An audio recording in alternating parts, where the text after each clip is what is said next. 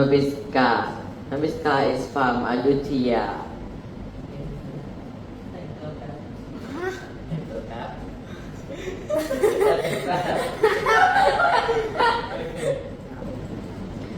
Pay homage to the Tibetan, the Buddha, the Dhamma, and the Sangha. I pay my deep respect to the venerable monk and the novices. I am Samanenka from Mahawachiralongkorn Bali Theravada Rachvidyalaya. Welcome to our Bali Vyakon English program.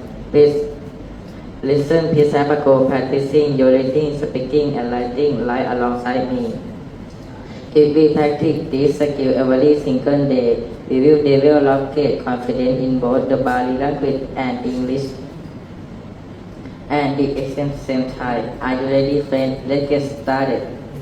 Now, those noun words or divided entity, substantive noun, adjective and pronoun. Now, that are the name of people, animals, places, and things.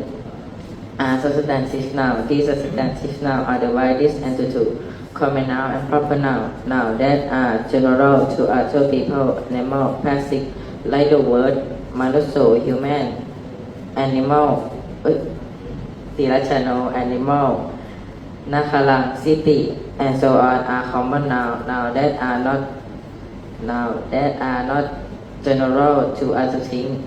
Like the word Tikavu, a boy named Tikavu, Eravanu, an elephant named Elavan, Sawati, a city named Sawati, and so on are proper noun. Now, that show the characteristic of substantive noun.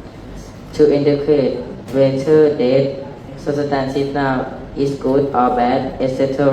are adjectives like the word Panyava, having wisdom, Puriso, man. Taking the meaning according to our language is a man with wisdom.